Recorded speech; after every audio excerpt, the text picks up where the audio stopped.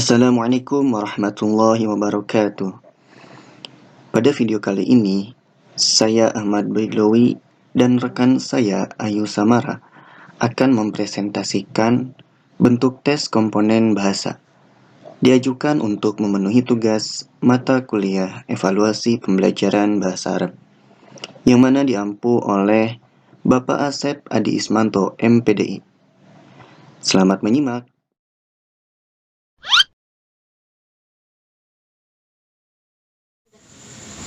Tes bunyi bahasa. Tes bunyi bahasa merupakan salah satu dari tes komponen bahasa, begitupun bahasa Arab di dalamnya.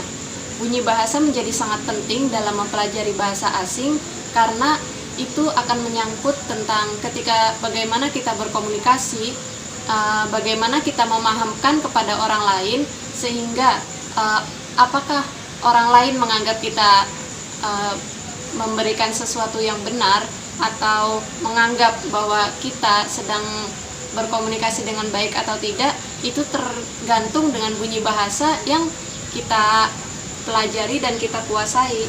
Nah, kemudian dalam tes bunyi bahasa, tujuannya yaitu untuk mengetahui seberapa jauh, seberapa fasih siswa tersebut menguasai bunyi bahasa dalam bahasa Arab.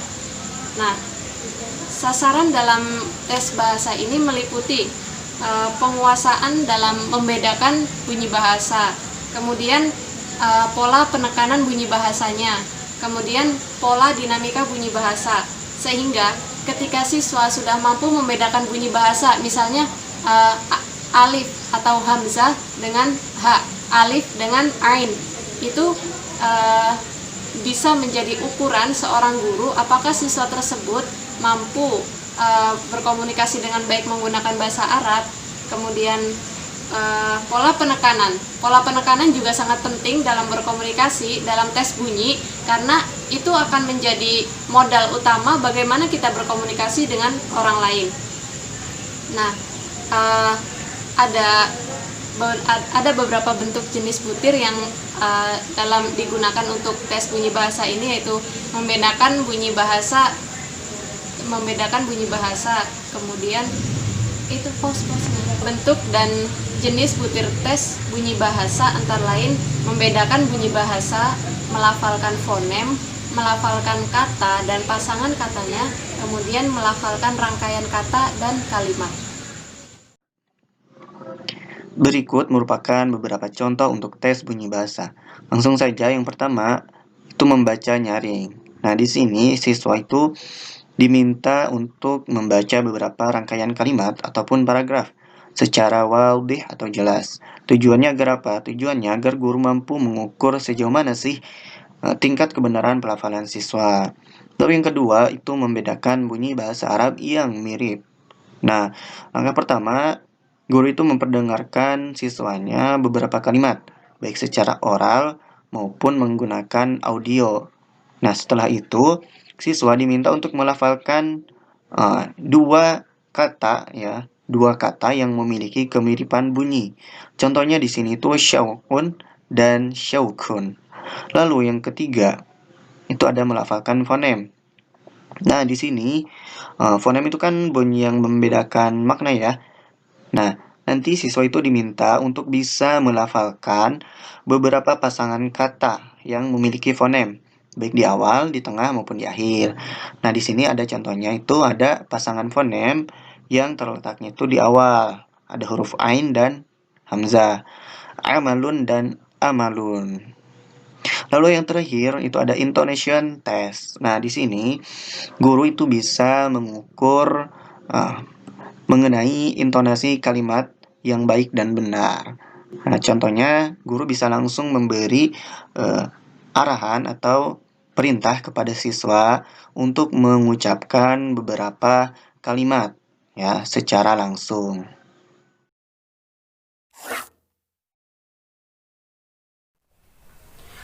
Tes kosakata atau mufradat.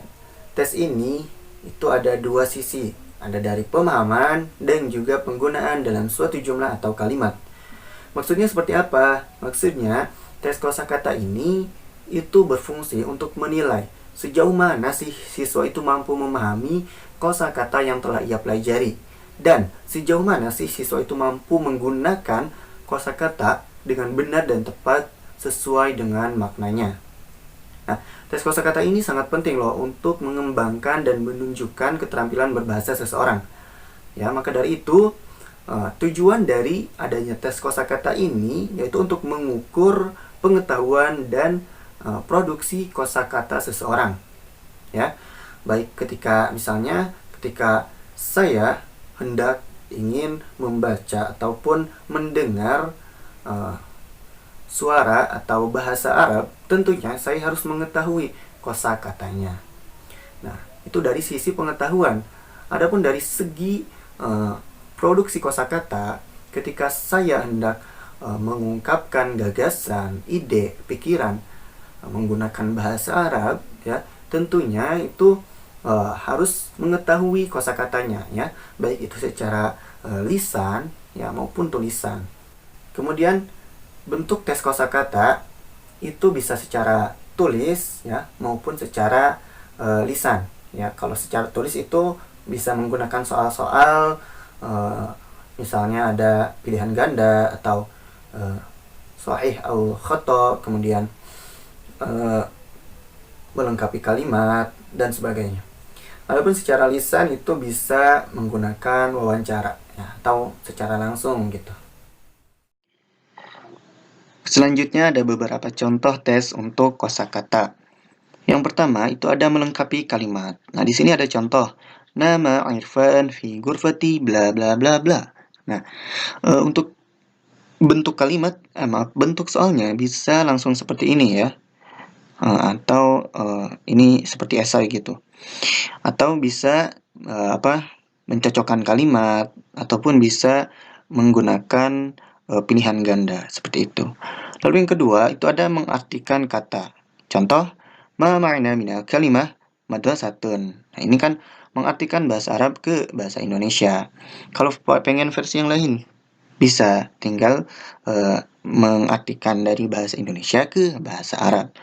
Lalu yang ketiga, ada menentukan sinonim dan antonim. Contoh, mal muradif minal kalimah al-muallim. Nah, ini untuk sinonim ya. Terus gimana kalau untuk antonim? Ya, tinggal diganti muradifnya menggunakan mudhad. Mal mudhad minal kalimah. Nah, seperti itu. Lalu yang terakhir, itu ada menentukan makna kata melalui gambar. Nah, di sini guru itu mempersiapkan beberapa gambar gitu. Setelah itu, guru menunjuk salah satu siswanya dan bertanya, ma ma'na hadhihi surah? Nah, seperti itu.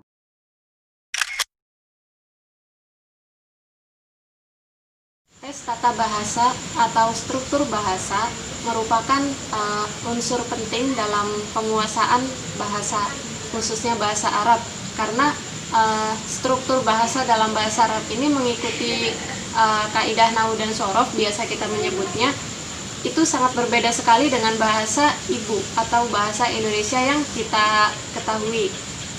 Selain penataan kata dalam merangkai tata bahasa, tes tata bahasa juga berkaitan dengan perubahan bentuk kata akibat lingkungan yang dimasuki kata-kata itu dalam rangkaiannya. Akibatnya, kata itu tersusun dalam bentuk frasa ataupun kalimat.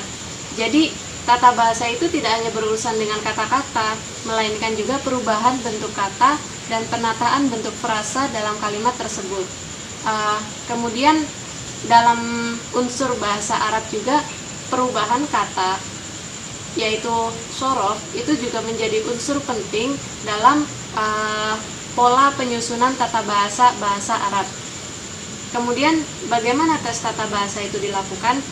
Tes tata bahasa dapat dibedakan atas 4 komponen. Yang pertama, tes bentuk kata. Bentuk kata tersebut misalnya apakah bentuk jamak atau mufrad, apakah itu bentuk yang menunjukkan laki-laki atau perempuan dan lainnya. Kemudian pembentukan frasa, yaitu penyusunan kalimat terkait dengan nahwunya. Kemudian tes makna frasa. Di sini akan ada kaitan dengan sebelumnya, yaitu karena ketika kita menuliskan itu akan memberikan makna yang berbeda jika gramatikal yang kita tuliskan misalnya untuk perempuan kita malah menuliskan kita malah menggabungkan dengan kalimat yang harusnya untuk laki-laki. Kemudian pembentukan kalimat ini menjadi inti dalam sebuah tata bahasa, karena ketika kita menyusun sebuah kalimat dalam bahasa Arab itu akan menjadi sangat sulit sekali jika kita tidak memahami tata bahasa yang dasar seperti bentuk kata, pembentukan frasa yang dari awal. Jadi pembentukan kalimat ini kadang bisa dilakukan dengan merangkai kata, kemudian membuat teks dan lain sebagainya. Contoh tes tata bahasa. Langsung saja, yang pertama itu ada melengkapi kalimat. Contohnya di sini ada Ahmad nukta ilal masjid di sholati zuhri. Nah, untuk menjawab tes seperti ini bukan hanya pengetahuan mufradat saja, melainkan kaidah nahwu juga. Nah, di sini misalnya kita udah tahu nih, oh di sini ada yang kurang, yaitu ada pergi atau dhahaba. Namun apakah bagaimana cara ketika fa'ilnya itu mudzakkar, bagaimana untuk bentuk fi'ilnya yang mudzakkar itu seperti apa? Yang kedua itu mengganti kata yang salah. Contohnya hadza akhi huwa mudarrisatun. Nah, di sini jelas ya yang salah itu mudarrisah. Nah, tes-tes seperti ini itu berguna untuk melatih dan mengasah kejelian dan ketelitian siswa dalam menganalisa suatu kaidah bahasa dalam suatu jumlah atau kalimat. Lalu yang ketiga itu ada i'rab. Nah, di sini ada contoh ayat lubu talib al-ilma.